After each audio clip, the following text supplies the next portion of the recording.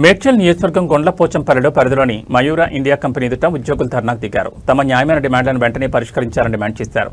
ఉద్యోగులకు మద్దతుగా బీఆర్టీయూ జిల్లా అధ్యక్షుడు శంభు ప్రభాకర్ ధర్నాలో పాల్గొన్నారు. చార్టర్ ఆఫ్ డిమాండ్స్పై తక్షణమే చర్చలు జరిపి న్యాయబద్ధమైన పరిష్కారం కుదుర్చుకోవాలని ఉద్యోగులు డిమాండ్ చేశారు. ఉద్యోగ భద్రత కల్పించడంతో పాటు కార్మికులపై కక్ష సాధింపు చర్యలు, వేధింపులు నిలిపివేయాలని కోరారు. డిస్మిస్ చేసిన వైస్ ప్రెసిడెంట్ కె బాలమల్లేష్ను వెంటనే విధుల్లోకి తీసుకోవాలని, 2022లో కోత విధించిన కేటీపీ ఇన్సెంటివ్ను చెల్లించాలని, కాంట్రాక్ట్ కార్మికులను క్రమబద్ధీకరించాలని ఉద్యోగులు డిమాండ్ చేశారు.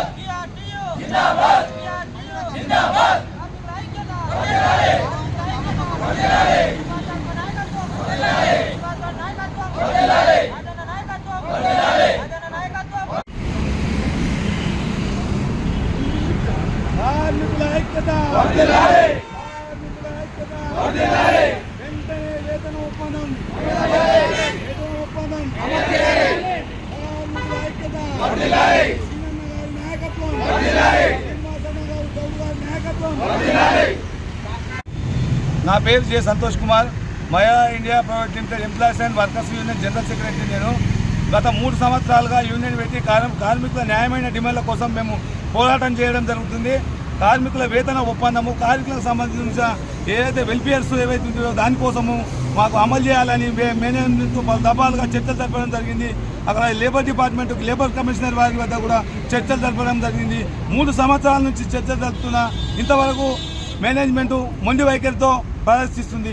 కార్మికుల న్యాయమైన డిమాండ్ వేతన ఒప్పందము మా బాలమల్లేష్ గారిని ఎంపటి వీళ్ళకి తీసుకోవడం ముఖ్యమైన డిమాండ్.